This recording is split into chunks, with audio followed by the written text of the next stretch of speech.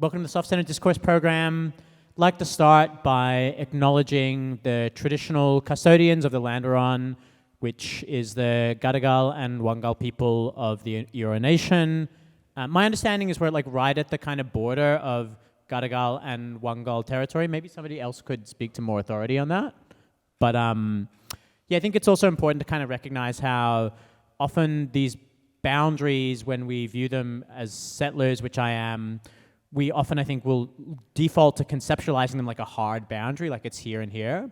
But my understanding from conversations with Mob and reading is that often these boundaries are a bit more like fluid and that, particularly pre-colonial times. But yeah, it's also really important to acknowledge where we are and that there's, you know, tens of thousands of years of history on this continent, on this land, on this place of people gathering, of sharing stories, of sharing song, of coming together, and that everything we do here is in conversation with that, whether we acknowledge it or not, and it's important to be engaged with that in particularly these kind of discourse contexts, but in all contexts.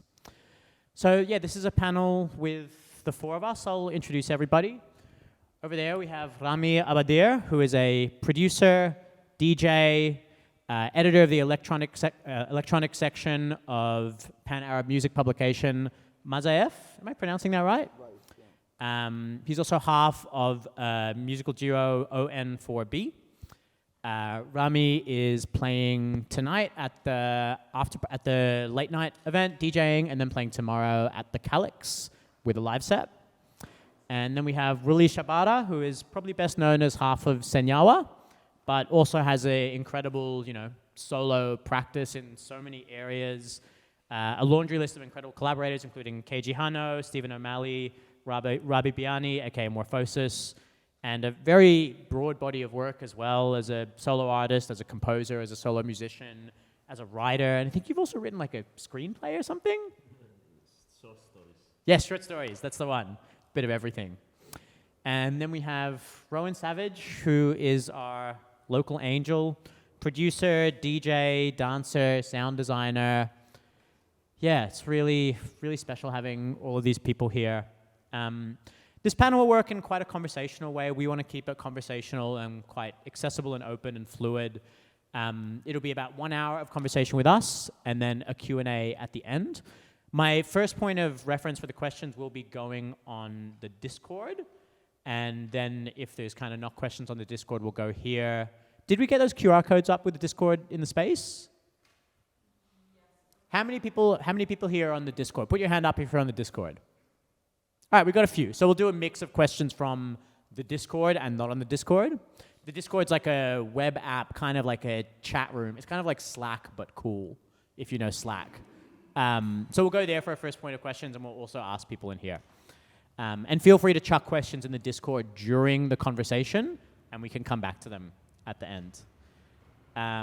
Just want to acknowledge the generosity of all the artists in doing this. You know, I think having a public conversation about your work, particularly with somebody they don't know, i.e. me, can be like quite vulnerable, and really appreciate you all taking the time to do this. And yeah, I really appreciate everyone coming here as well. It's often, I think, hard to get down to these events and hard to get people down, but hopefully this can be a valuable one. So I just wanted to start by talking about the context of where we are and how that informs our work. So myself, my name's Raag. I'm a DJ and throw parties. I'm a second-generation settler, so my parents migrated here in the 80s. I was born in the USA, but migrated here when I was like 4 years old. Dad's from Punjab and mum is from Delhi, so I'm Indian. I live in Naarm/Melbourne. That's the place I call home. That's the place I feel the most responsibility and connection to the land there, to the community there, to both the built and the non-built environment there. And just wanted to go to the panel and ask you all, where do you live and where do you call home to start? Rami? Okay. First, thanks for having me. Glad to be here. So thanks to Soft Center. So your question, place I called home and where I'm living now. I'm living in Berlin. I moved since 2018. and yeah, for 2 years I was between Bremen and where I was doing my masters, and Berlin, and then 2 years ago I just decided to go to Berlin and live there. So it's been almost 4 years now in Germany. Yeah, that's where I live now. And originally I'm from Cairo. Yeah, all my family is from Cairo. I live in Cairo, and still going there every now and then, especially for vacation during summer, during Christmas. Yeah, that's it. Rully? Yeah. Place. Well, I'm from Indonesia, but I live now in Yogyakarta, in a city in Java. But I'm not originally from there. I moved there and lived by myself since I was 14. So I was living in a island called Sulawesi, which is a bit east. And yeah, but also ever since I was a kid, I already moved. I live in many different cities in Indonesia, and to be able to say, I have a house. I don't even have a house. I rent a house, so I don't know if you ask a place called home. Normally, we'll associate it with where you live or where you stay. I never like to associate it with that, because that's just a house or a home is, I think, where someone that I really want to go to, like someone you love. You know, it can be your parents. For me, it's my parents.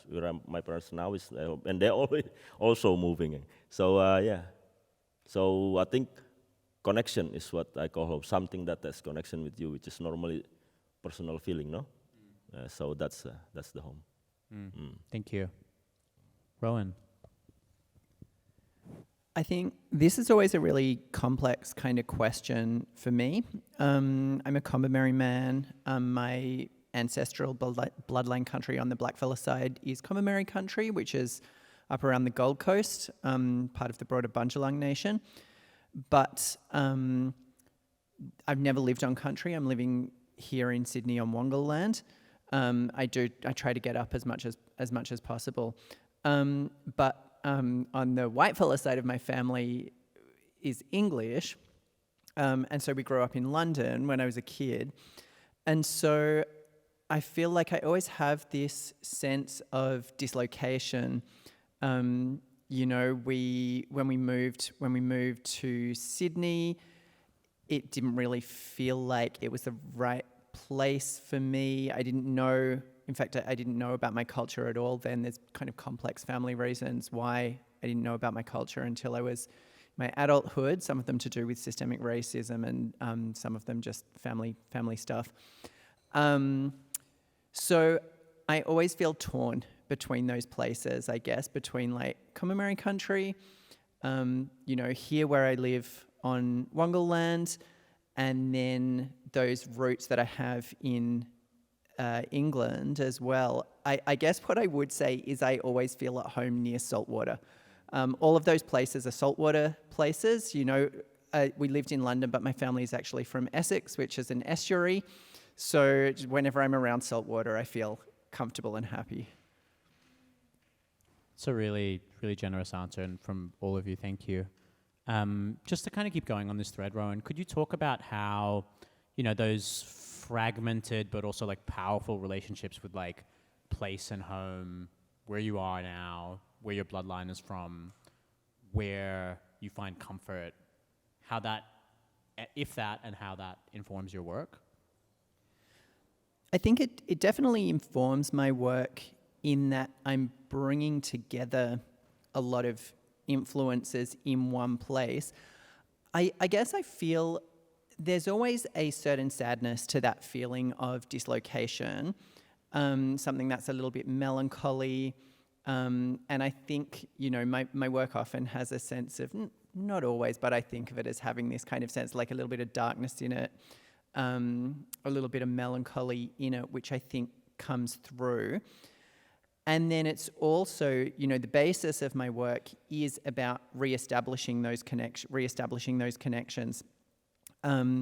When I started to get in touch with my family and culture on the black side, you know, a lot of traditions have been smashed by colonialism.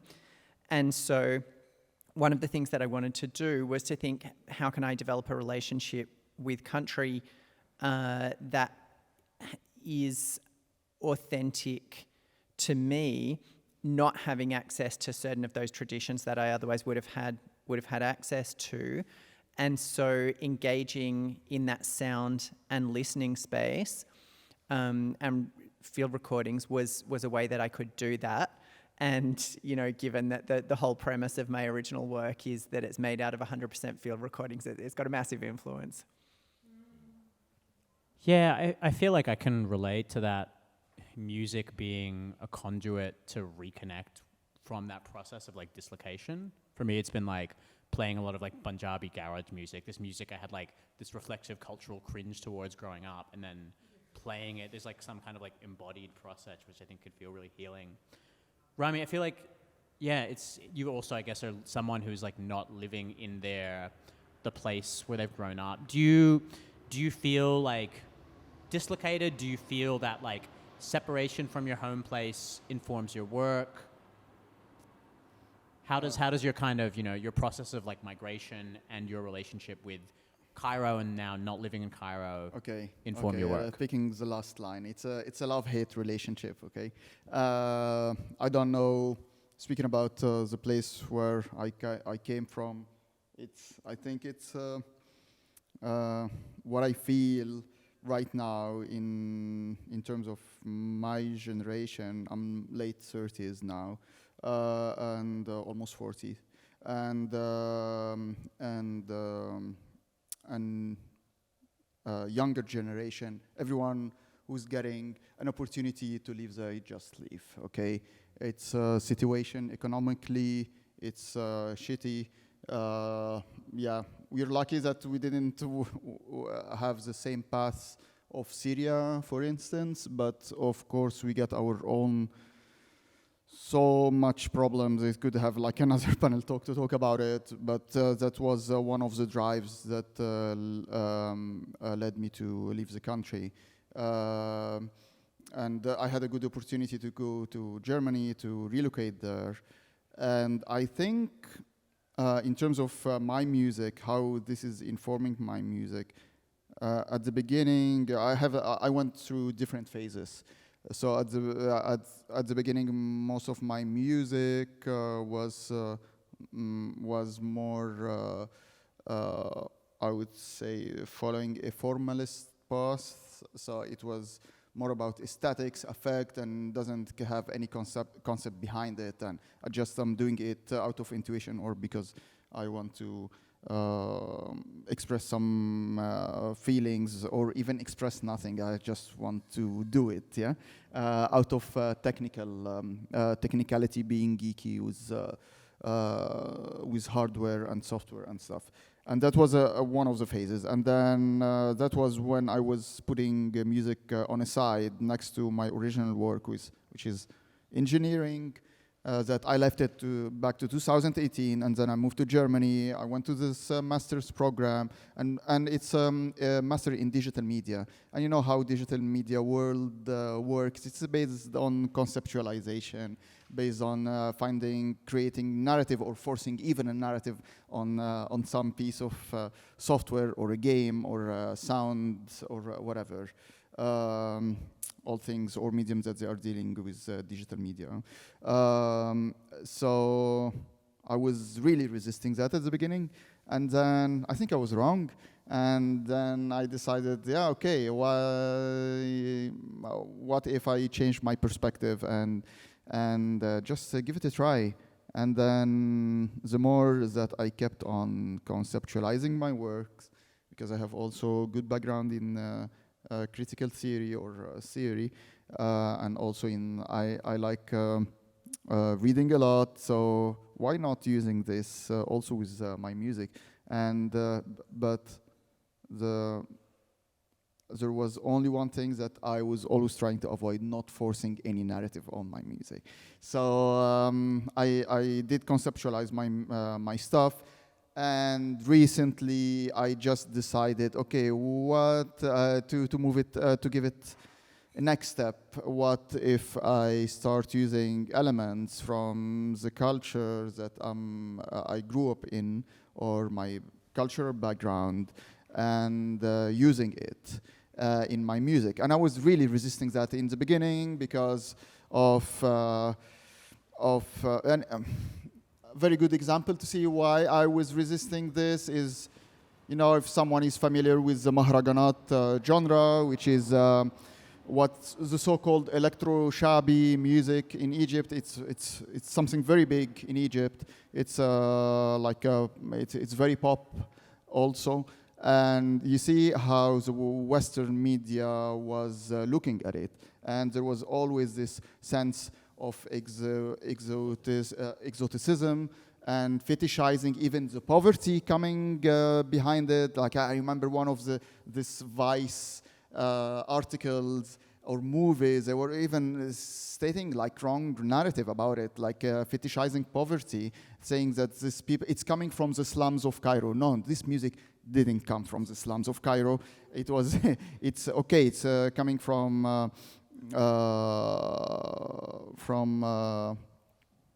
it could be even from middle class people, but living not in, I wouldn't say like they're living in slums. They are living in random housing, maybe, or something. So everything has been put on, I don't know, choose your upper drug.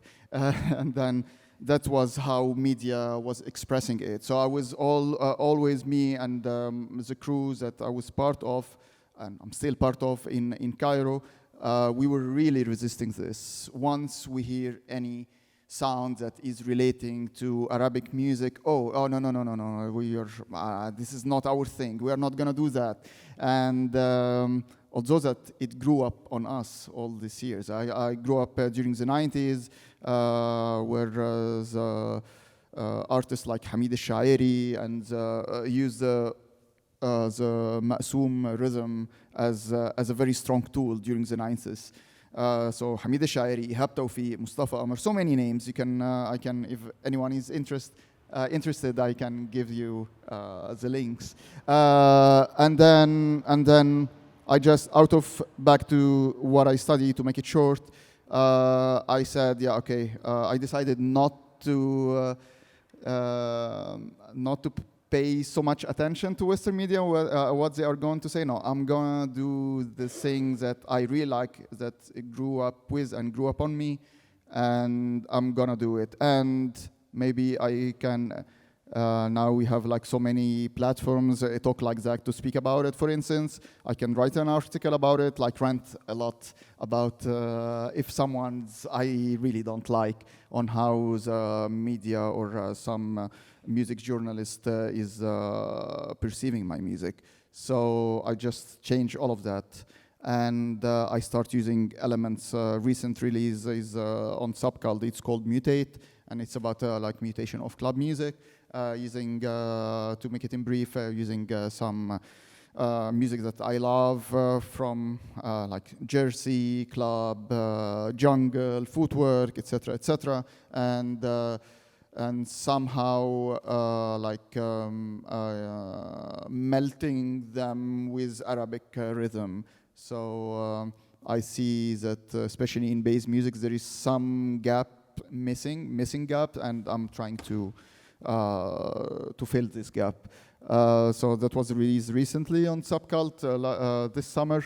28th of July, I think, yeah.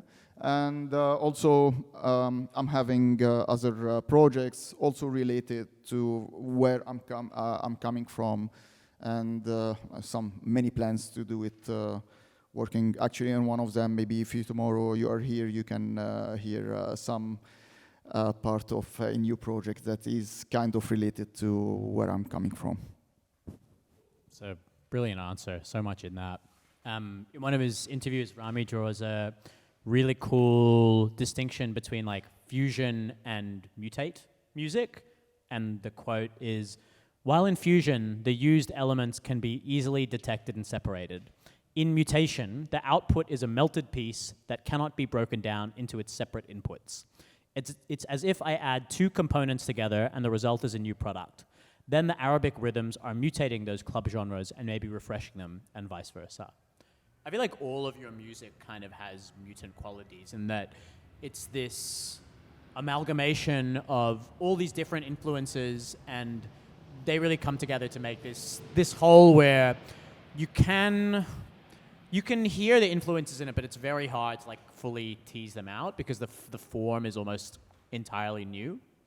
But then, what you said on exoticism being this thing when your music is put out into the world and it's examined in all these contexts, which are often Western, often people who are not connected with the scenes or references you're drawing from, and they push this narrative, this poverty fetishization or this exoticization narrative on it, can be really difficult. I played a settler party a couple months ago, and I played a lot of Maraganat and some like Punjabi garage and some bass music. And this like white girl came up to me after the set, and she's like, "Oh my God, I love it so much! Like the whole thing was like giving yalla vibes." It's very. It was. Please leave. Yes. Yeah, something I wanted to know, and maybe we can start by you talking about this, Rully, is so something you talked about in one of your interviews is how I think I have the quote here. Oh no, I don't have the quote, but I'll paraphrase. How you talked about how you can never separate like Western musical and cultural influences fully from your work because you grew up listening to metal and things, and that there's kind of an inauthenticity in the process of like trying to move away from these sounds which are like in your body and in your kind of spirit. Is when we think about, how when you put your music out, it'll be dealt with in the audio marketplace, do you consider about these factors of like, will it be exoticized? Will people put these narratives onto it? Or do you let go of that? Is that a thing you engage in thinking about and building sound about? Yeah. Actually, I can continue from your previous questions about how the culture shapes your work or something like that, right? Yep. From my perspective, it's very different because from my experience is I don't think of how I put culture into my music. I just make music, and then all of a sudden the West or the or more global communities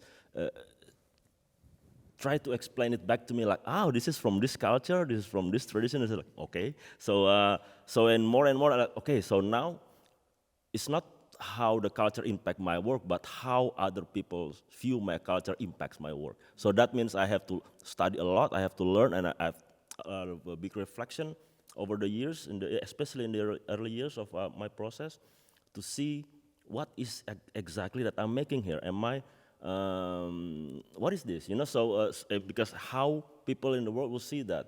And I think now, after 12 years, I'm now more and more clear about how I approach my work or my sound is, I'm just using the art form as a tool to change me or to go on with my personal journey. Personal is the key word there. That means it's not about my tradition, my culture, or where I'm from, but I don't have that question.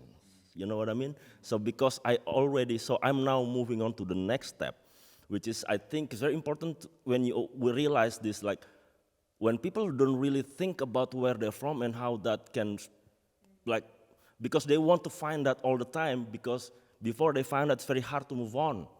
So from my perspective, I can say this because I just make music, I just go start there.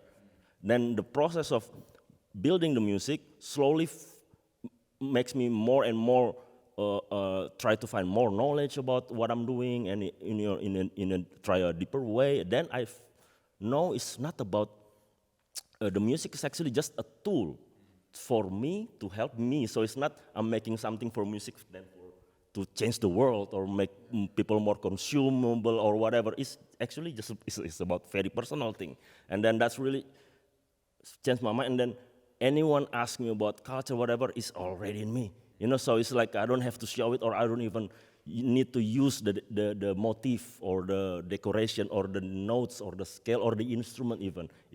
If anyone familiar with how Senyawa progressed, we started to remove all of the Indonesian element from our music consciously, So now we don't need to use the instrument. Now I don't need to use the motif. Now I just wear like black jacket, like normal. But then you feel it anyway, right? Because it's in my DNA. I cannot. The way I sing also is very like so I don't need to worry about that. I just need to think about how this can really represent something to move forward, which is like none of this like really should differentiating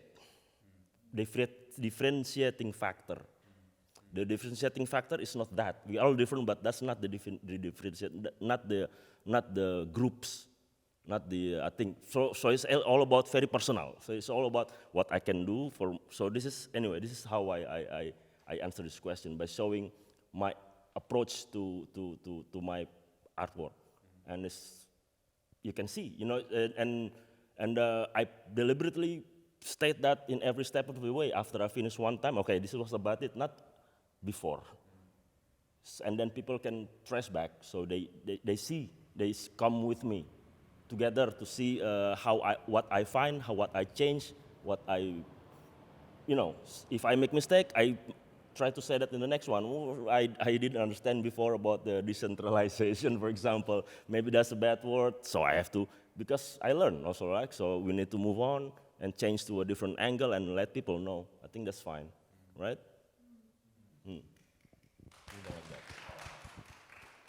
Great answer. Rowan, did you kind of have any thoughts? Did this bring anything up for you? Yeah, I think that, like all of us do in different ways, I guess, I definitely feel the pressure to produce something which, like I just noticed that I feel that pressure, I don't actually want to feel it, to produce something which is kind of identifiably black music. And I think, honestly, people want that. They want, like, not everyone, but they want, like, a typical EDM song, but it's got, like, clapsticks or, like, a yidaki in it, you know what I mean? Like, and so I definitely, I think as an artist, it's always a balance, as well, to try to choose what work you take, and also choose to what extent you are prepared to produce what you think someone wants. Like, what is a reasonable expectation when someone is paying you to produce something, or to do whatever? What is a reasonable expectation from them as a person who's commissioning something? And it's easy to get paranoid about why they have commissioned you as well. So was it to tick a box? And if it was to tick a box, are they then going to give you the freedom as an artist, to do what you want to do, or did they already have an idea in their head about what they wanted from you and why they wanted it? The other complicating factor, I guess, for me in terms of the, Western influence or sphere that you work in as a musician is that, and this kind of goes to the previous question as well, is that I, have that side of, I'm always thinking about country, right? And I think as I've got older, that's become more and more important. I didn't think about it as much when I was younger. I don't see myself as a cosmopolitan, floating individual who could be anywhere in the world and it wouldn't really matter according to my convenience. I see myself as really tied to particular places. And what my music is doing is melding the influences that I have and what I've developed, both from my Komameri heritage, but also from my Western heritage, from my English heritage as well. I listen to a lot of English traditional music, like I love Shirley Collins. I love that. It's working class music as well, which I really like. There's a lot of darkness and there's a lot of gothicism in that kind of music that I think comes through in my work. I listen to Coil a lot. I'm really influenced by this kind of queer mysticism. And I think they have a real strong connection with land and with country. But at the same time, I feel really conflicted because I'm like, that's part of my heritage and part of the country that I come from as well. But it's also like colonizer. And how do I bring these influences together in a way that is continually resisting colonization of what I do, but also an authentic representation of all of these different kind of cultures and paths and countries and bloodlines that have ended up here.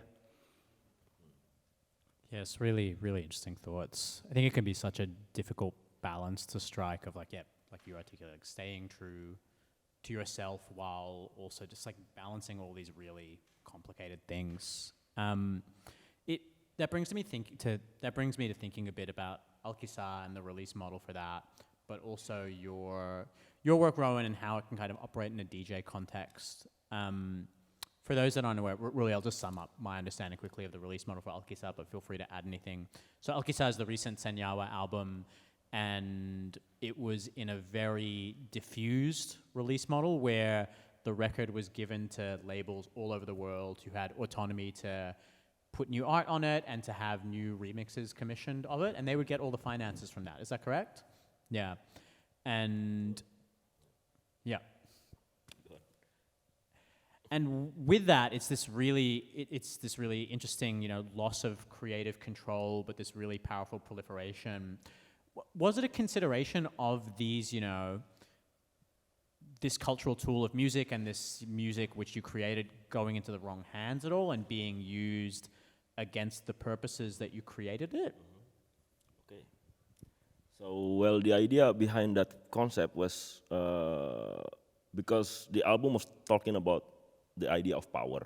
That's the whole theme of the narrative of the album was about. It's about power. And then, but how then we apply that in real life? We're saying all these like things, but then how do we do in real life? And then that's during the pandemic. So what we try to do is, okay, because if power is always corrupts, for anyone who wills it, no matter what, so that means in real life, when you have power, you have to share it once you have it. So, okay, now, as musicians, the power that we have, the biggest power is the stems of the album, right? It's not even the master, the raw files of the album, which separate data where people can just do whatever with it. That's we share immediately before we even release it to anybody who wants it. So that means they have similar power to the band. We have to compete with them if they produce the album, right? So that's the idea. And then it's over 44 labels released it all over the world, and tens and tens of different design artworks, and then over 200 remixes. And now with AI, it's just like infinite number of new Senyawa albums come from that, and it's crazy. But that's just the concept. But what happened was so many complex layers behind that, and then and we don't have like a team, just basically just handful of us in the email, like 50 different labels all over the world. And then people keep asking me in the interview, how you manage this, I said, that's the thing, I don't. You see, when you have, because the power is not mine anymore, right? So they just do whatever they want. I don't care. I just put the Google Drive links where everybody can access and see and everything. Just go, man. And it was like, people use this even as like what you call it in a university, for what you call it, syllabus of how the distribution model works, because it's interesting in so many levels. In one level, it's like all of a sudden people realize that the major distribution system doesn't really need it. If we all small and scattered, that means we don't need to dominate or to populate too much, just in our circle, right? But many. So imagine you don't have to import the album from US. You can just buy your local label, and it support the local, and then the artwork they decide. So it's always very localized. So it's that's what happened when the power is shared. But that was just one part of the experiment. There's many other experiments. You said, what if falls into the wrong hands, or maybe people with fascism, maybe they remix it. What do you do? Then I said, that's what happens, right? Because if we try to control, that means we still have that power. Really, will you really let go of your power to make a really, Because and apparently it doesn't happen, right? Because people know if they like the music, maybe there will be similar in a way, the way they see the world. If I make the music, then maybe it should be similar, right? So I don't promote hate speech, no promoting nothing, just good things, right? So it should be listened by good people. And I think that should be more enough, and that also establish what we call trust. And then this is very different currency, because the model is always capitalist, always money, always everywhere. Doesn't matter whether it's like a good or charity or whatever, is always under the concept of profit. What if it's only the base of like something like this? I've told this also in one interview that there's one concept in Indonesia that's very hard to explain in the West. I'll tell you a secret. Like we have a thing called rezeki. Rezeki, then rezeki. Rezeki, I cannot understand. In Indonesia, people believe in this. That, for example, if you lose something, like your computer, for example, you don't say it's lost. You say you forgot to give somebody something that so it's not yours anyway, you know. So whatever we have, some portion of that doesn't belong to us, because if we don't give it away, it will be taken away from us. That and the other way around. We already have that predetermined what we belong to us, so we don't have to worry about it. So if I let go something, that means I don't lose it. Not even mine. You see? Because if it's really yours, then you will have it anyway. That's the idea of rezeki. It's beautiful, right? So I think this is if you want to talk about anti-capitalism, this is how you have this kind of perspective. You have to look at it in a very non-transactional way, in more like a it's a spiritual way. Spiritual way is round. It's like it's not hierarchical. How did it feel for you putting the album out like that? It's fun, right? If people talk about it, it's very effective strategy. You don't need the press come to you. You don't need publicity, hundreds of labels. You don't need it, and you know. Yeah. So, you know, it's like, and it's saving costs for, you're a small label. You're a small label, you never will be able to produce vinyls, because minimum you have to press like 1,000. Otherwise it's gonna be very expensive. Here, how many you wanna press? 10? Okay, join forces. Yeah, we press like, I don't know, almost 5,000 vinyls for a small band from Indonesia. You know what I mean? So it's, you know, so something like that. And then, but the financial benefit is very hard to track, whether it's working or not, better or not. It's very hard to track it. That, and then, yeah. So cool. Like that. That's the whole idea of the album. It's just, yeah. Yeah, it's difficult, yeah, because right now, for example, if there's a talk about this Alkisah, I don't want to be involved. I said, there's so many labels, you can just ask them, because this is what still happened. They still refer to me or to the band, which I don't really like want it. It's supposed to be like let's see what happens, you know. So something like that should be. It's really cool. It's just so sick.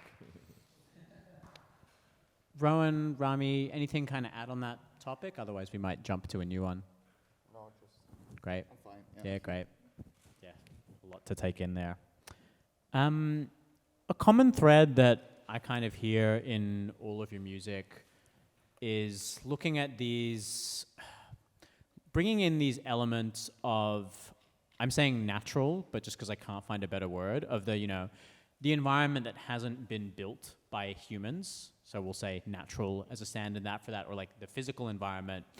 You know, Rami has his album on Geno Center, Pause, Stutter, Repeat, I think that's the name, looking at these linguistic kind of foibles, these linguistic quirks, and amplifying them and twisting them and mutating them into pieces. Rully's work is so much about the voice and the humanity of that and how that can expand and grow and contract and shift. Rowan's tracks are almost entirely or entirely entirely at this point. I don't cheat. It's 100%. If you hear a kick, it's made out of field recordings. Yes. If you're a bass line, it's made out of field recordings. 100% field recordings. Yeah, Rowan's are all made of field recordings, all taken on Combamary country, is that right?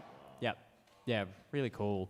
They're all, but all their work to me is also very, it's using technology in the digital in very, very creative ways, in very clever ways, that technology is also quite inherent in the work, at least in some of their work. Rully also has some more straight acoustic work.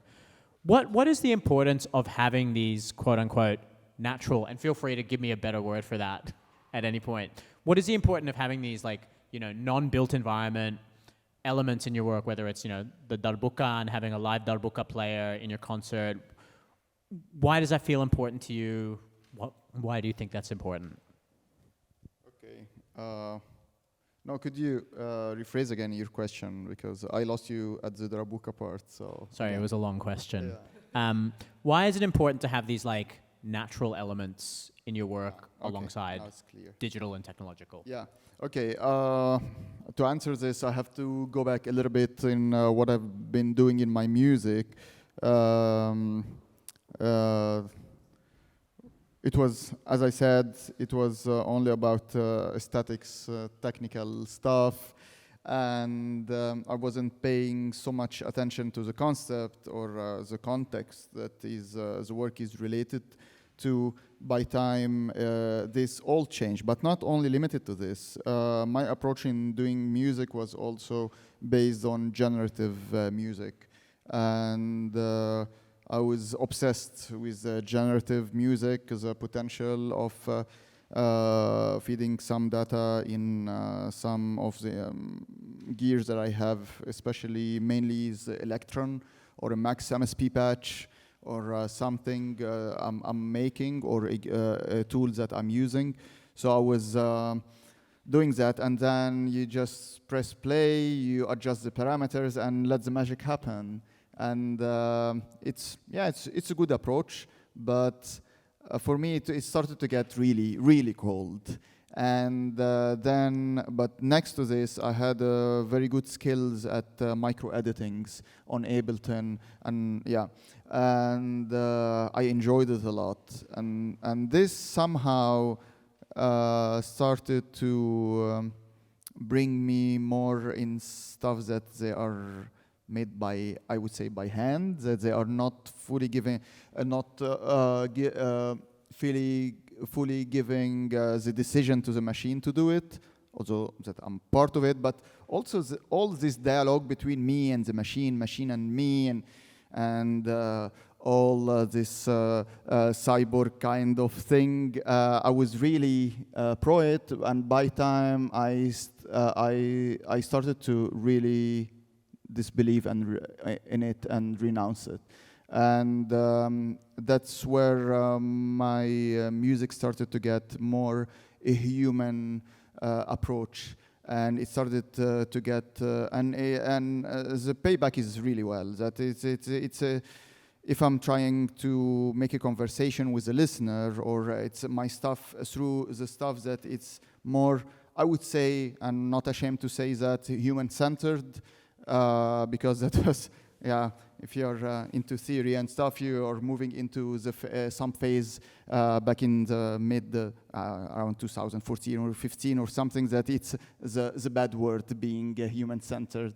And and then, no, I completely went against it, and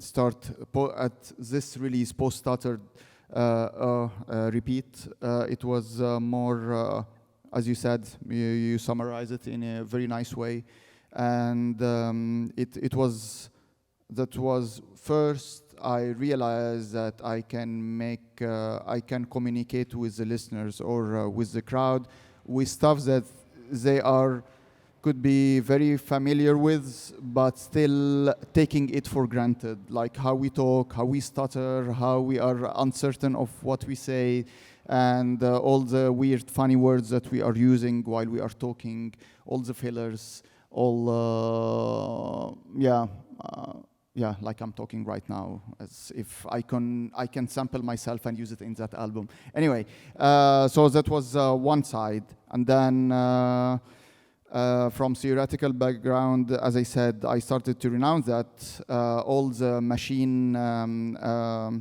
obsession.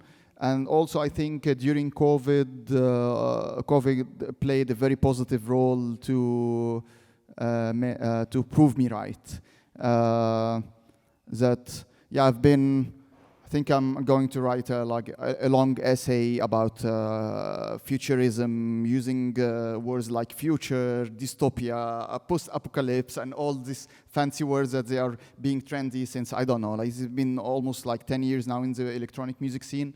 And COVID somehow really changed my perception in the way of making music, and also thinking about these things that I'm recently finding many artists and music journalists taking it for granted, okay, and this is how it sells, this is how you can make it. Even newcomers to the scene, they are following this path blindly without even thinking about it. And if some things that COVID really taught me, I would say it's about this human relations, and how it's really important in one side. On the other side, that future is not, is really uncertain, and we cannot take it for granted. And speaking about ideas about speculation and stuff, we must be more humble not to speculate anything, because in one day, a very single tiny virus could really destroy our life and make us really feel miserable.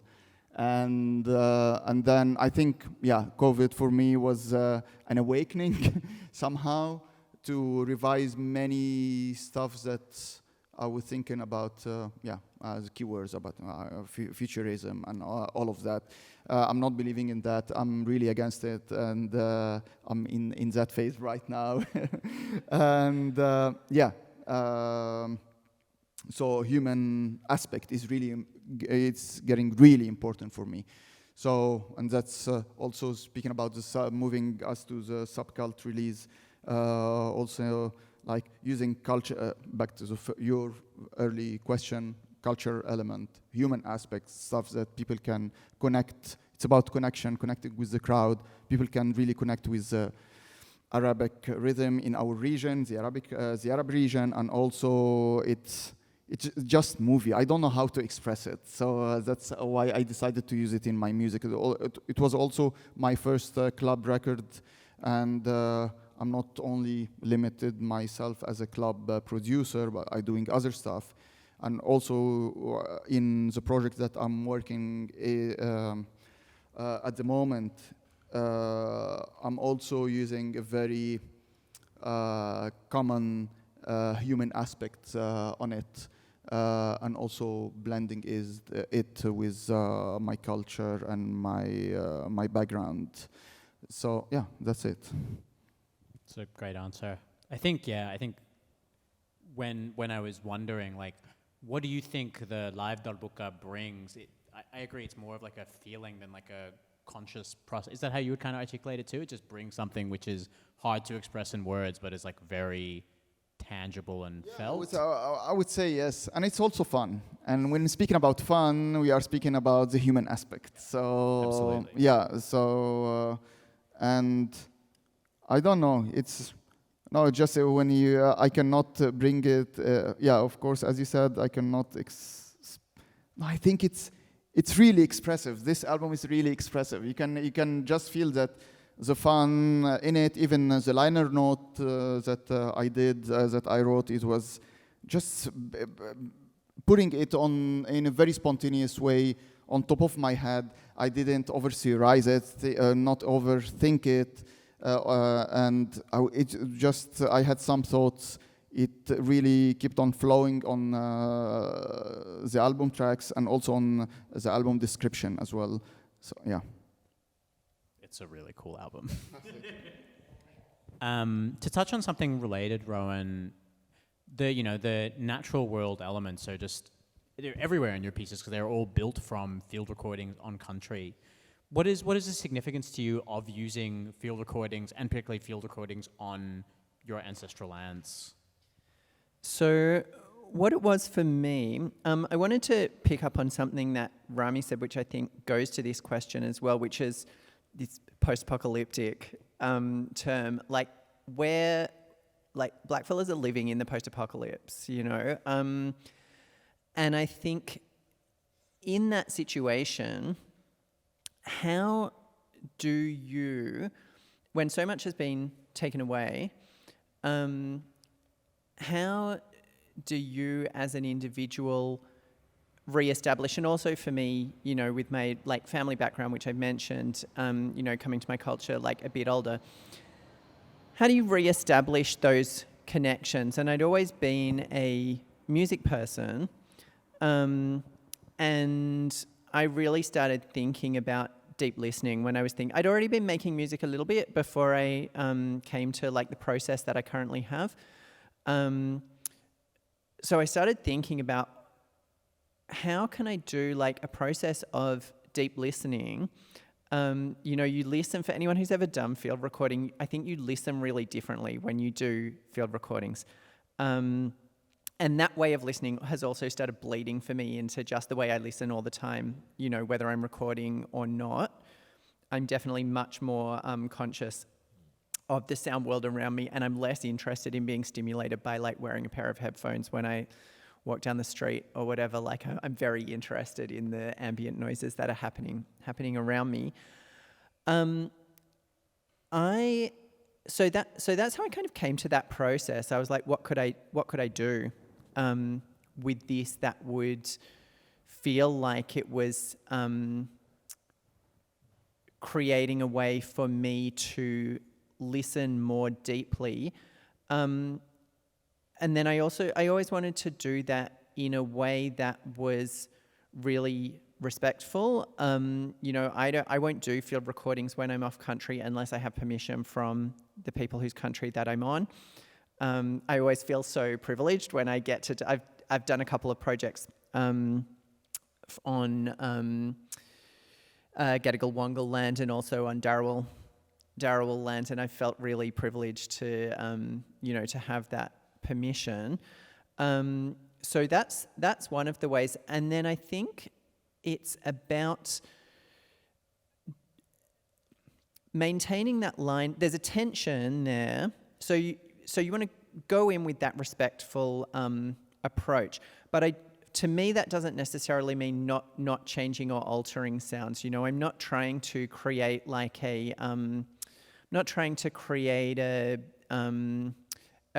realist, quote unquote, kind of feel of, you know, what it might be like to be in the bush, or, you know, to be in kind of pre-colonial times or whatever. I think I want to, like, mutate is a word that I think has been important to a couple of us here, even though maybe, you know, after you hear words used too many times, you start to get sick of them. But to me, that's what I wanted to do, to create a sound world where the sounds that I use generally, obviously sometimes you need to, you know, change them. But create a sound world where the sources of lots of the sounds, the bulk of the sounds that I use, are recognizable from their natural source, but also they've got that uncanniness or unfamiliarity. And I think that's the world that we actually live in. That's what colonization has actually done if you're trying to have a relationship. And so it reflects that. And then it breaks down that boundary between, which is ironically, is an unnatural kind of boundary between what we think of as natural and what we think of as unnatural.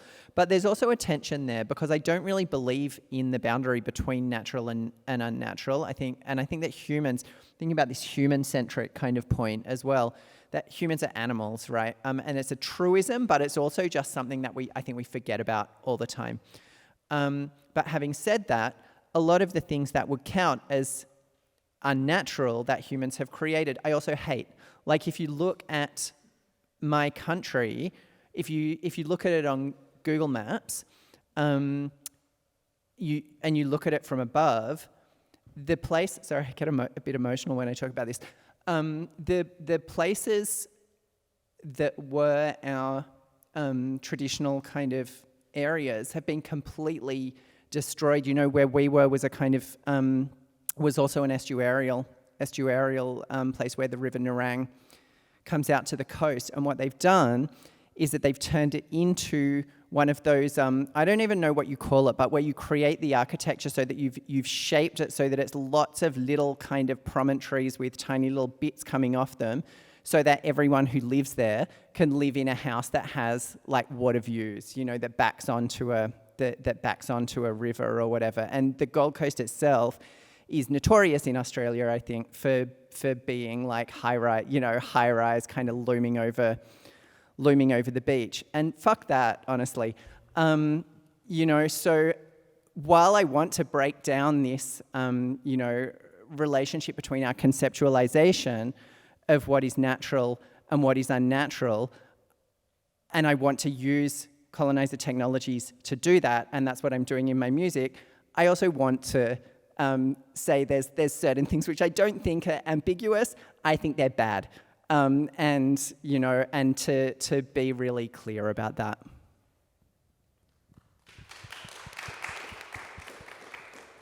It's a really, really great answer. Unless there's anything the three of you have to add more on this thread, I think we might go to some audience questions. Rully, was there anything you wanted to add on this topic, or should we go to the audience? So let's have a peek in the Discord to start, and then we'll go to some in-person physical questions. Just a moment.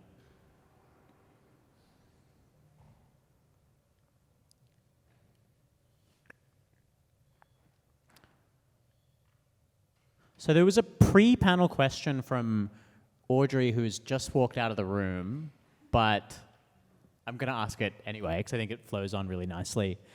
Zauribot says, curious about Rully's relationship to and process of the voice/body as instrument technology and the literal energy that feeds into that.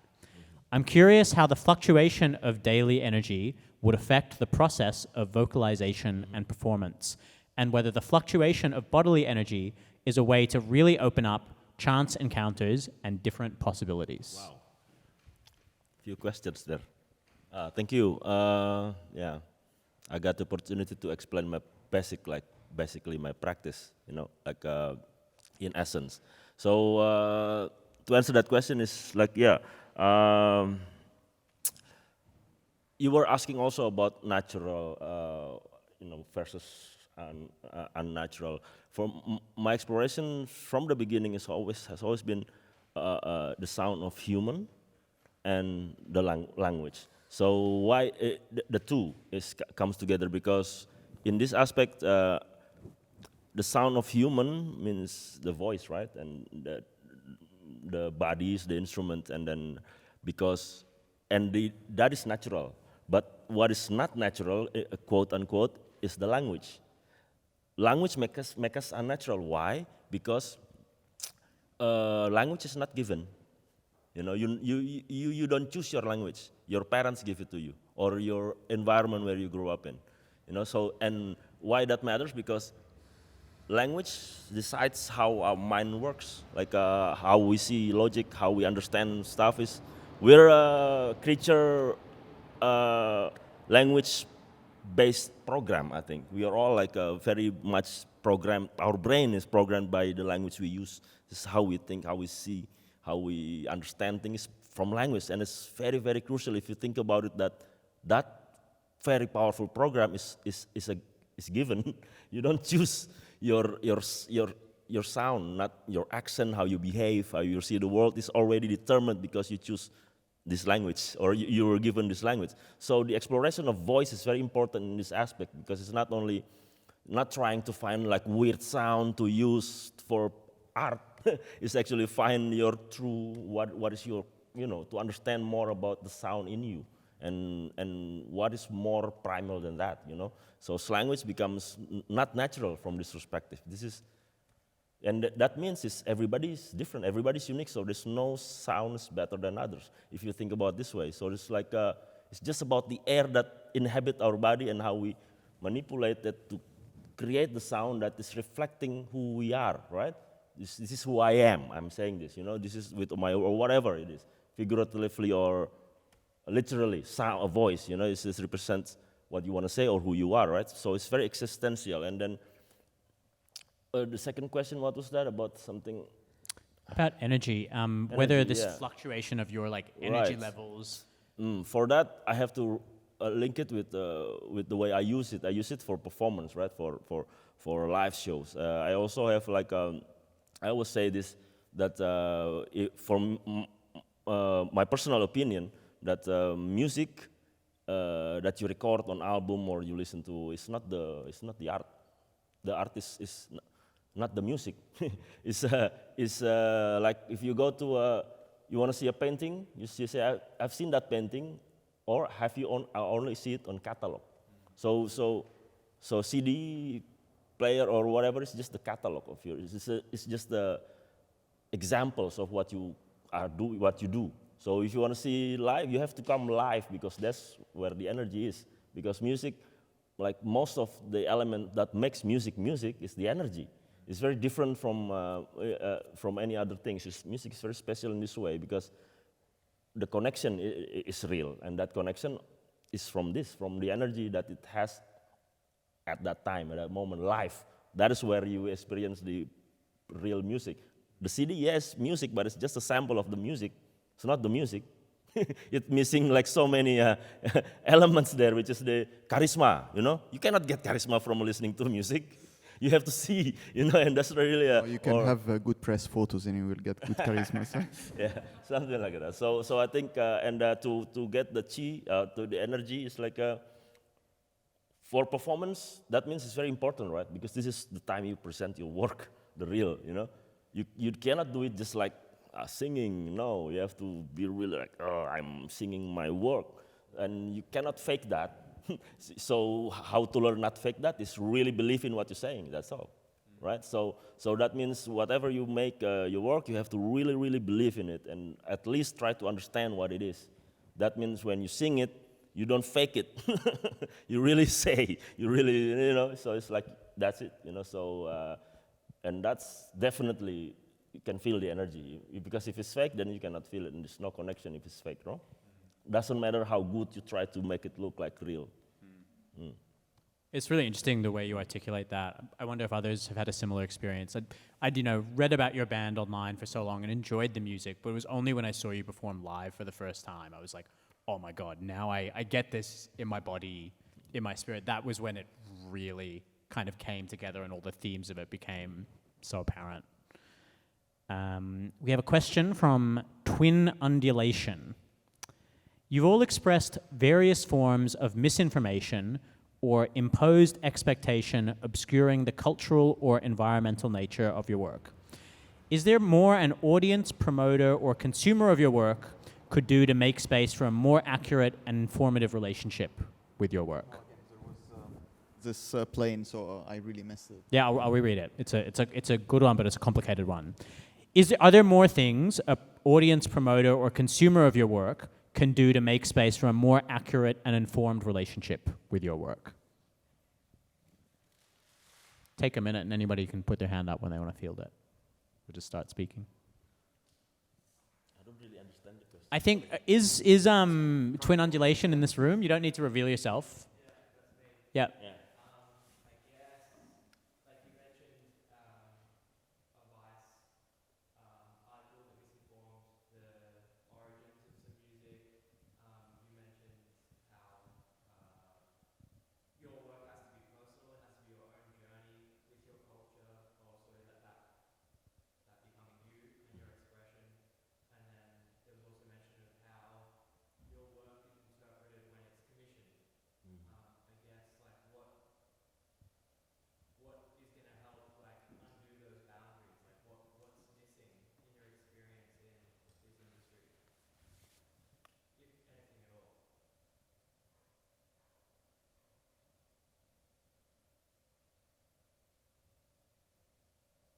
I think I probably covered most of what I'm thinking of, like, in relation to that when I was talking, but I think for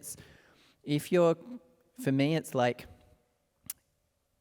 the immediate picture is like, if you're commissioning black artists, do you want them in their full blackness?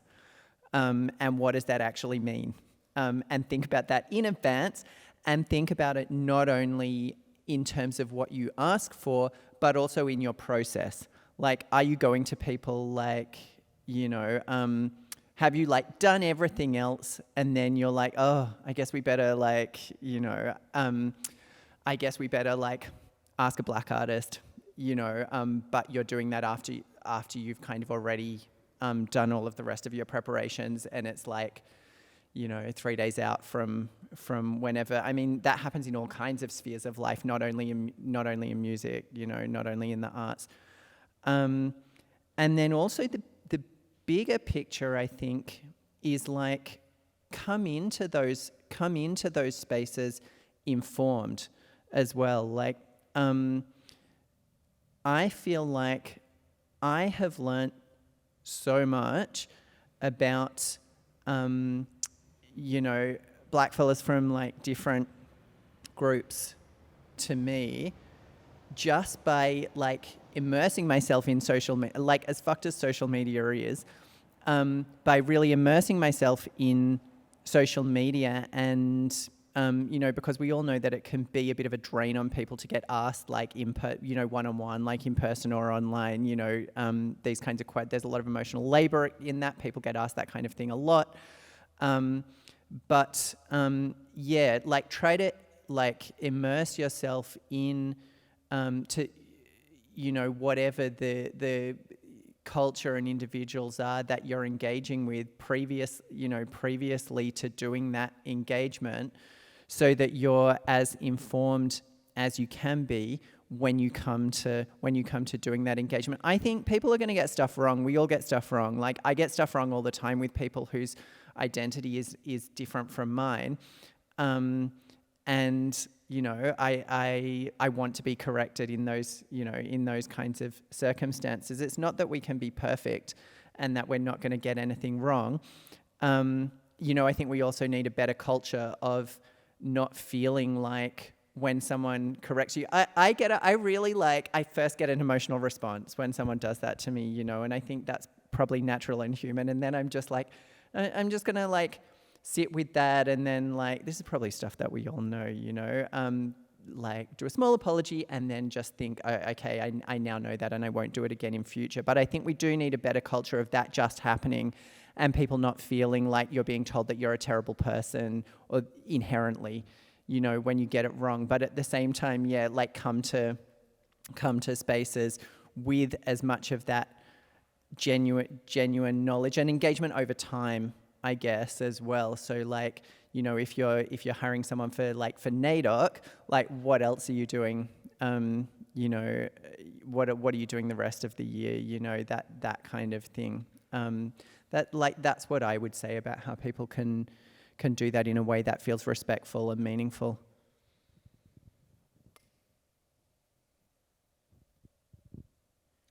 Tim, I'll give you the mic. Well, then it'll be on the recording, which would be good. Also, great answer, Rowan, as always. Yeah, I guess this sort of flows from the same question. Do you have like any methodologies for challenging, I guess, like the hyperactiveness of the music media hype machine when it comes to creating myth? I think like there has been for the longest time in the music industry a tendency to create or try to create idols out of mere mortals. And I think this sort of goes back to some of what was being said before about, you know, the exoticism and stuff before. Do you just like sort of personally let it slide, or do you try to challenge that?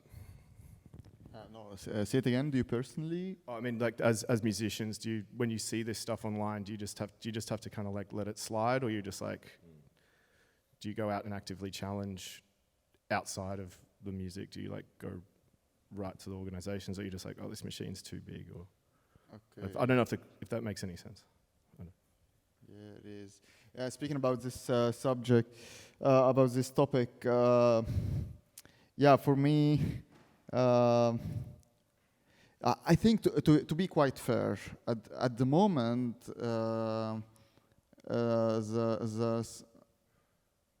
the way that the media or music journalists are exoticizing other culture, I think there is some improvement in that, at least from where I'm coming from.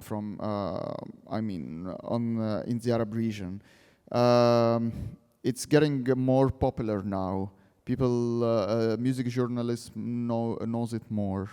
And they start to get to know many artists from my region, and then the way that it used to be exoticized, the region used to be exoticized in different platforms, now kind of change. They noticed that there has, okay, we are not gonna repeat the same thing all over again since, I don't know, when they discovered us.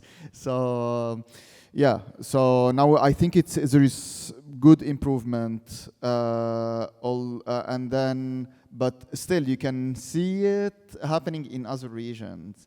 You can still see it happening, like with, let's say, with the releases of Nyege Nyege or Hakuna Kulala, for instance, how a review is written on X and Y and Z magazine, for instance, any magazine, and you still can feel some sort of exoticism in the music because they don't get it, and you give a very good example, like there has been preconceived notions about this music, about how these people looks, about how they sound.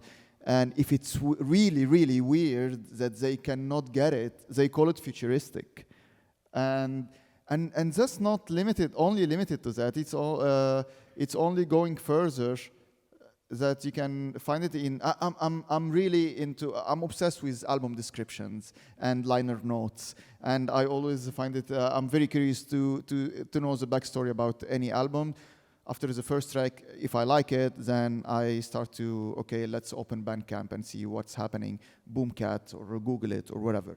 And you can even see it in many, okay, it's all going in a feedback loops, this topic of exoticism. Now, the music journalist or the audience exoticize something, and then maybe the artist start to be very self-conscious, and start to think, okay, this is a way to make it. They like it. I keep on doing it. And maybe the record label is also playing a role. Back again to the Nyege Nyege, Hakuna Kulala example. Go to the liner notes, and you will see that it's not written by someone who is natively from Eastern Africa. You're 100% sure that it's forced narrative. When you call like Singeli post-futuristic, I don't know what, with honey and mustard. Okay, so the way that they are framing it, and it has been framed, is also and this is feeding back to the media, because it has been informed by the label owners, putting the liner notes that this is how it is. And then the media keep on repeating the same thing again. And then we are in an infinite circle running into this exoticizing some culture. And luckily, I think it's not happening anymore. And even music journalists, at least from what I have seen this year and last year in some interviews, they are really aware of not touching some topics, or otherwise it would sound outdated and just a replica from old interviews. So I think there is some improvement in our region, the Arab region. In other regions, still there is some more to be done. I think, yeah, I've been victims of this. Like they always like media trying to saying Indonesian exotic music or whatever. Like always trying to associate our music with some sort of Indonesian traditions or which is not their fault. You know, it's because they don't know. But then it's our job.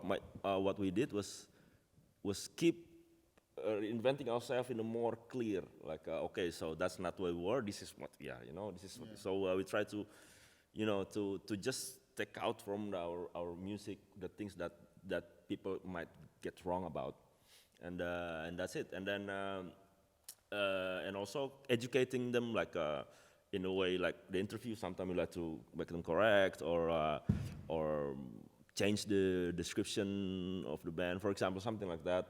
But also with the local Indonesian media, also sometimes I you know, if they write it in a weird way, like because it's very important, for me to be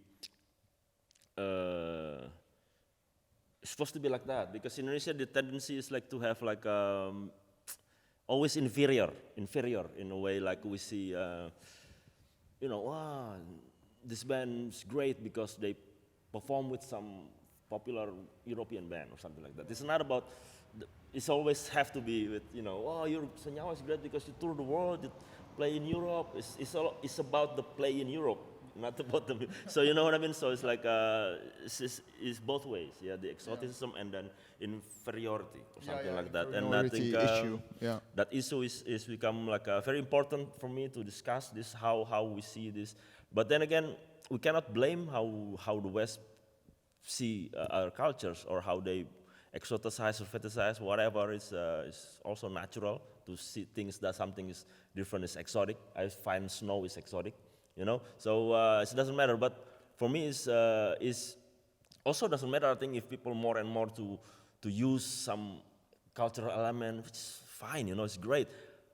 But but sooner or later they will find out that they cannot just do it that way, because culture, whether it's music, art, whatever, image, motive, are just not the culture itself. The culture is the value, right? So a lot of people think culture is the pattern or the music, the art. It's actually not. It's just the symbols of their culture. So if you don't really know what they're talking about or what it's about, it's weird now to wear these symbols, right? That's it. That's the way I see it. So if you feel that you know what it is, you know what it's about, and you're using comfortably, you really know what it's for, then it should be fine. But it's very hard.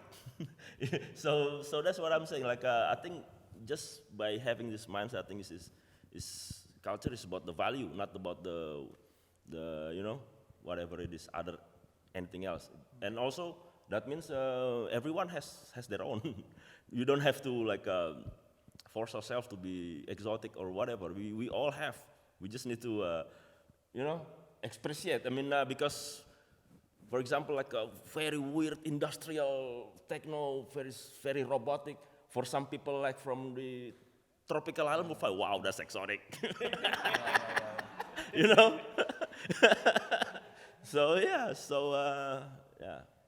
that's my, Great answers.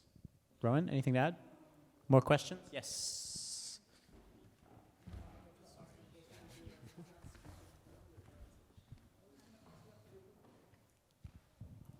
Hi.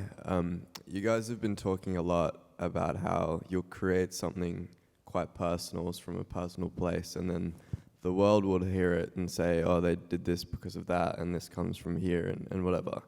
I'm just wondering, when you create something, do you want people to know what you're personally thinking when you're making it and the meaning you have behind it? Or do you want them not to know so they can draw their own conclusions and like think their own things when they're hearing it? What's your thoughts on that? Interesting question. I mean, it's also like a very ongoing discussion or conversation, this kind of question. For me, like the personal side is really important, and but also it need to create some sort of conversation with the audience, or some. It is, as I said before, a kind of human communication. So I went through a personal. I have like some personal experience. I want to express it in my music, so I just let it go.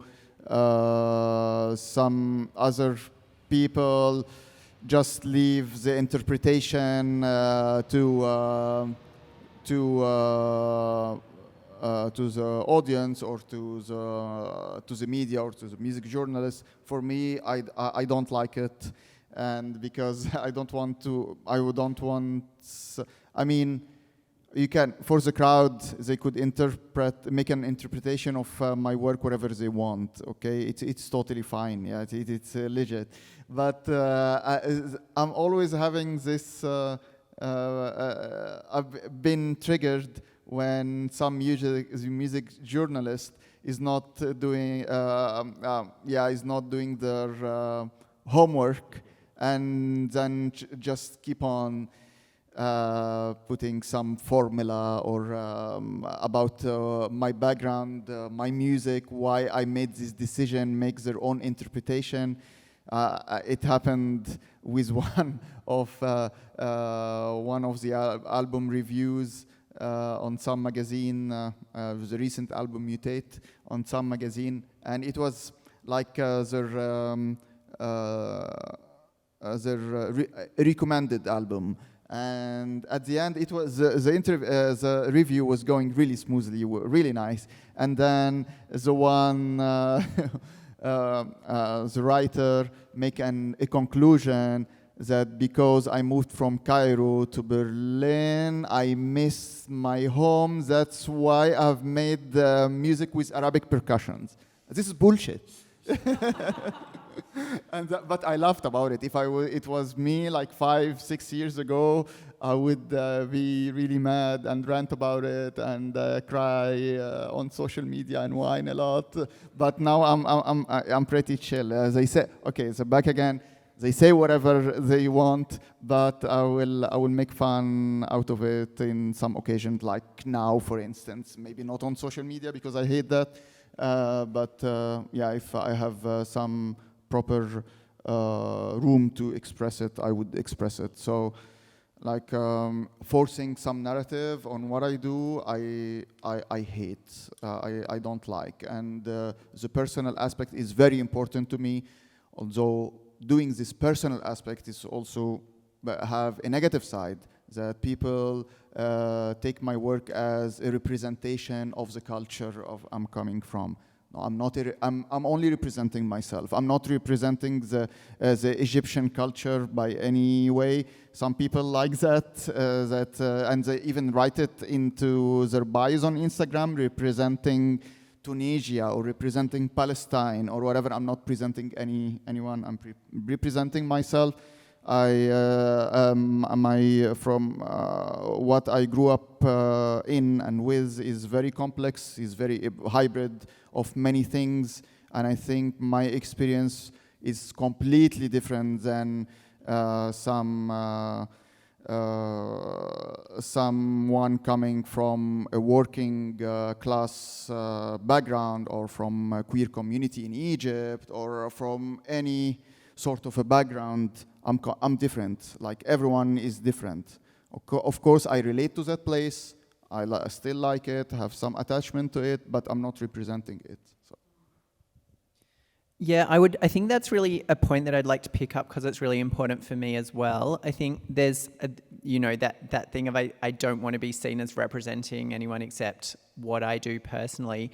There's really important conversations going on in Black communities at the moment about people who get in touch with their culture later in life, and how they are able or not able to represent the Black experience. And for me, that's why I'm always like, there's swathes of experience that I can't speak to with the culture that I have, and I always want to be like 100% transparent about that.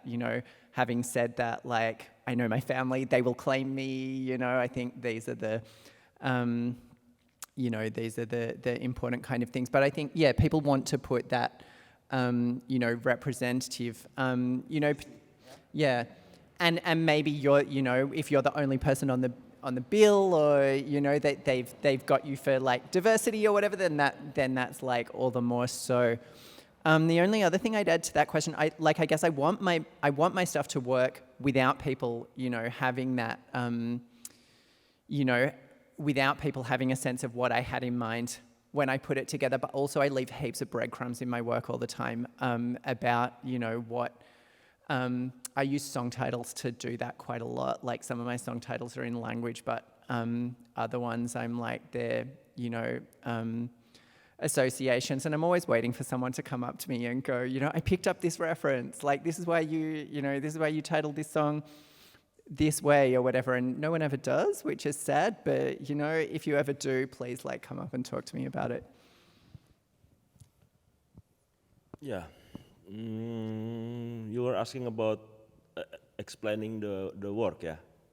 Yeah, like, do you want people to know what was going through your head when you were making it, or do you more want people to create their own thoughts and feelings about it? When That means that will be things that I write in the lyrics, right? Things I like the lyrics, that's what I would like to do. Like, it's always ambiguous. It's like people can interpret, can relate, try to relate to it. Of course, that's the best. That's how we should, I think, because it's for everyone, right, the work. But in terms of my personal approach to art making or music is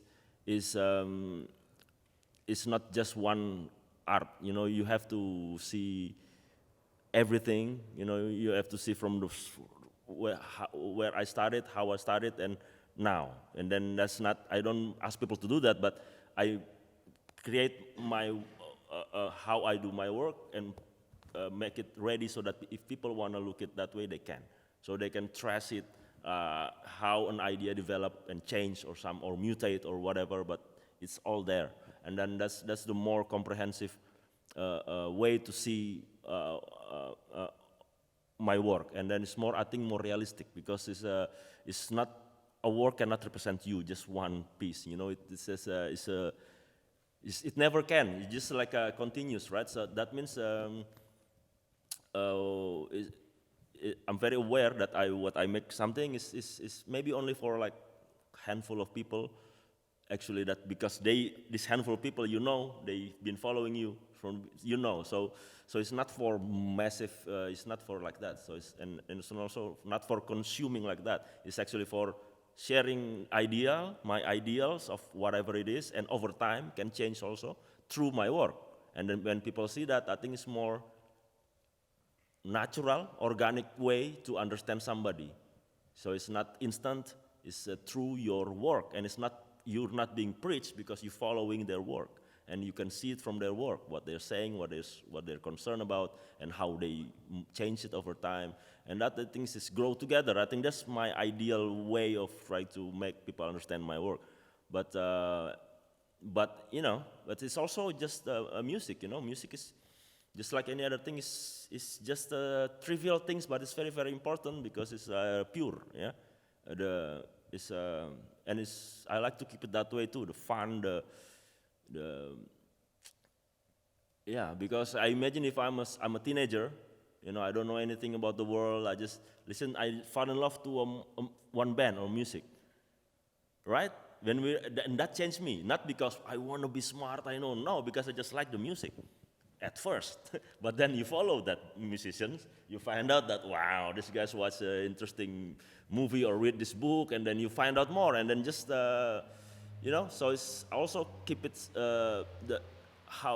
it has to be like has that appeal as well, which is fun. You know, it's music for music, because that's the gateway. Without that, it's nothing. Also, people cannot go deeper if it's not appealing, right? So that's yeah. Thank you. Probably got time for one more question, if anyone has anything. Hey, thanks for the talk so far. You've all been really good. I was just going to ask, who are some artists and labels that you've been finding, you know, really enjoyable, or that have been inspiring you, or that you think people should know about, either from your regions or you know, elsewhere? Just something that you're connecting with that you think people should know about. Okay. Sorry, I ask you again. Could you move the mask and Yeah, sure. I sorry. missed like 50% of it. No, sorry. I'm really sorry. I'm really sorry. Yeah, I'll project as well. I was just going to ask, who are some artists or labels, either from your regions or elsewhere, that you're loving and you think people should know about?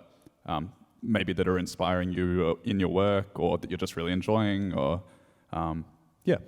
You mean you're speaking about record labels, yeah? Oh yeah, artists or labels or just musicians. Artist labels, or, yeah. yeah, Okay. yeah. Huh, interesting. Yeah, I would take that at first. The scene in Eastern Europe is really underrated. really underrated. And for some reason, and the reason is, okay, we can be exoticized in our region. You can be exoticized. There is some, why? Because there is some mystery. Eastern Europe doesn't have any mystery. So for Western Europe and for UK, it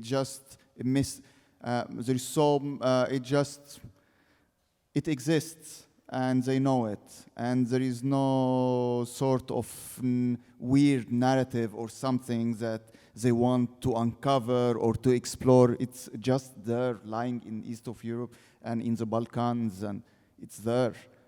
And so, like some collective, like Oramix, for instance, in Poland, they are doing very good job to uncover all of that. That, hey, we are really underrepresented, and we don't want to have a quota or anything, but just we need to have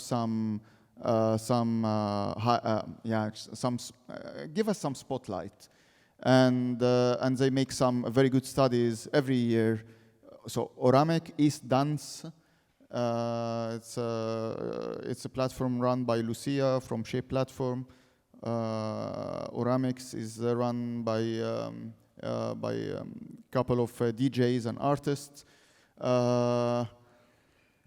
And actually, they are kind of being active on stealing the spotlight or from the Western media and making all these statistics in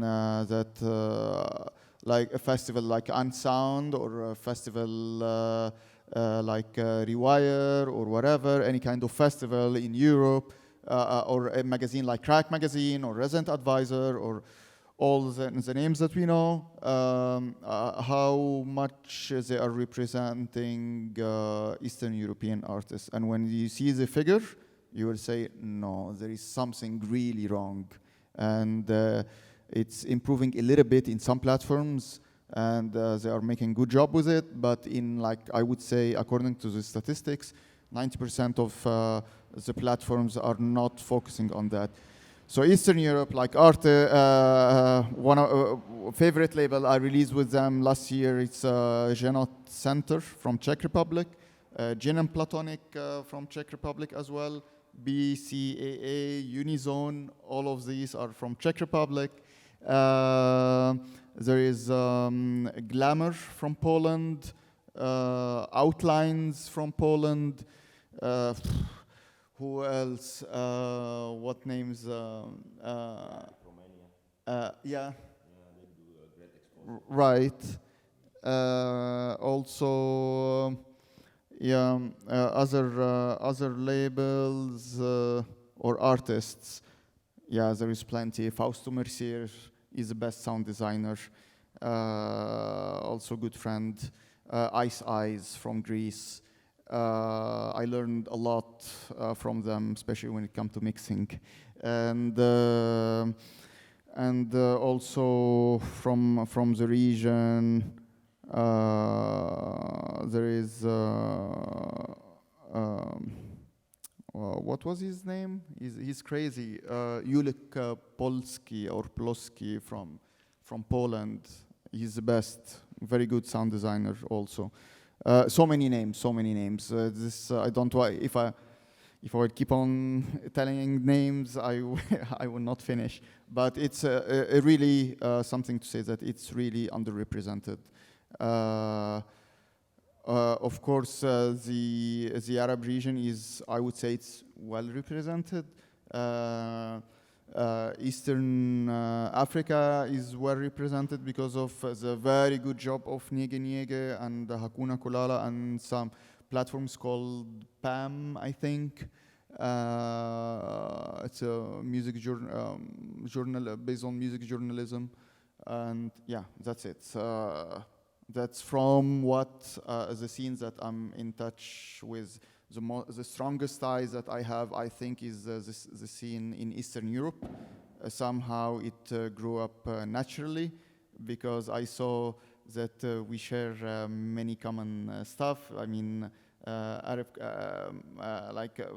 and I wouldn't say like in terms of culture, but in terms challenges that we have in the Arab region and in the region. Also Exiles from Hungary, very, very nice label. So many. So yeah. I agree about Eastern Europe. It's so important, and I'm glad that a few people are finally starting to twig to that, I think. But it seems like there's heaps of work. I've chatted to a lot of Eastern European friends about it, and it's just terrible. For me, I think here in so-called Australia, the people that I'm really excited about is obviously Fishpool, who I was graciously asked to step in and talk for M today, and also Ambi Downs, Tal Palmer, who just had a gig doing, I don't know if you call it dark ambient. Sometimes I make stuff and I'm like, oh, I think this is dark ambient, but I hate that. I hate that label so much. Doing really amazing kind of decolonial sound in that kind of space. If I think about artists who I think deserve a bit more attention than they're getting at the moment in that kind of experimental dance scene, I think I listen to heaps of stuff out of like Central and South America. Like I think that scene, I mean, it's lots of different scenes, but like so vital at the moment. But Jaiju is an artist who I follow a lot, who's just doing this really, really crunchy, like heavy kind of sound design stuff. You know, maybe a bit like some of Alicia Crampton's stuff as well, which I'm finding really exciting. And then I think the Jaiju from yes, Argentina, exactly. Yeah. Ah, it's so good. Yeah, it's amazing. And I'm probably pronouncing the name wrong, I'm sure. Raiju. I think, yeah. And then out of that kind of kuduro, like the Portuguese scene, I think my observation is that everyone got really excited about Principe, I don't know how you pronounce it, but everyone got really excited about that label, which they should have, that was correct.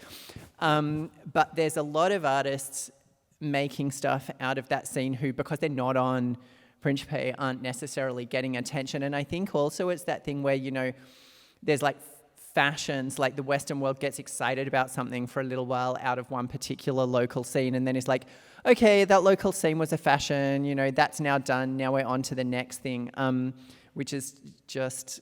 You remember all this hype about baile funk? Yes, exactly. Yeah, exactly. And I think that has happened a bit with that scene, but there's artists who are doing stuff that's so good. Like there's an artist called Lokawat, who's probably one of my favorite artists at the moment, who has this sound that's a bit like that kuduro, but it has a bit of a, you know, that deep house kind of melancholy kind of feel to it as well, which I've just never heard anything like it, and it's really amazing. Not getting a huge amount of attention, or at least as much as they deserve, I don't think. So that's what I would really recommend. Yeah, from my side, there is a website called gugusgema.id. I can write it down for you maybe later. It's from 2017. It's like Indonesia is archipelago, right? Thousands of islands, literally. But many people know about the music is just mainly Java or Bali, you know, and you kind of know it's like always like this gamelan but it's just like a tiny fraction of what's in Indonesia, you know. So this project was like it's myself also part of this. Like we and Bukir, my partner in Senyawa, we split into different teams. We go and record like a lot of like not traditional music, but people who like us, you know, like you know, young people, but when they make something, it's very Indonesian in a way. So we just record them, and it's like, and it's in that website. It's got the video, the music, and then the story behind it, because there are many interesting, and then they're not even musician or professional musician. They're just like, but there's always like interesting stuff in there. And then one part, I give you an example of what you might find. There's one particular where I also personally visited. It was in my hometown, actually. So I went there and with the team, and then and there's this area where in the village where they often have this conflict where we fight each other with other villages. You know, so it's not. It's been going on for years, and then there's one blade making workshop. People who make the knives and blades, they were being accused of supplying the weapon during this conflict, and then but they're not. They just like we just work here, you know. But then so when we were there, they were like, okay, we want to create some performance in the place, in that space, as a protest, as a protest. This is just a place where people hang out. A lot of artists here, but we never supply weapons. So what they did was just like, they created a whole performance piece with just bare, nothing, and then all of in the workshop. So the music is, and then the light, the smoke is from the furnace and from perfect. So it's like, so I think this kind of thing. So it's not about, but you feel it's just like, wow, it's got everything, and it's like it's not even made up. It's real issue that they're trying to tackle here. You know, it's like, for me, this kind of thing is more like can really humble everybody, because it's the authenticity and what is actually for. It is the music is for, and I think this kind of archiving thing is very important also to see, what is actually beyond the scene, or beyond all of this thing that we are doing or involved. I think there's more real, deep down there everywhere, especially here. You'll be like so much that if you want to ask what is interesting, labels or whatever, there's so much thing interesting in your neighborhood that are not artists. Exactly, man, because this is what, in the end, is always about these people. Now we think about everything is always come back to what is real. We try to find some recommendation from whatever, everywhere, there are great people, but to be honest, in the end, it all will be exhausted, and then we try to find what is the next authentic. We always try to find something authentic, and what is more authentic than your neighbor? I think that's a really beautiful note to finish on. Thank you so much, Rami. Thank you so much, Rully. Thank you so much, Rowan. Thank you, Soft Center, for having us. Thank you, everybody, for giving us your attention and your time. Have a great day, and we'll see you all at the shows soon.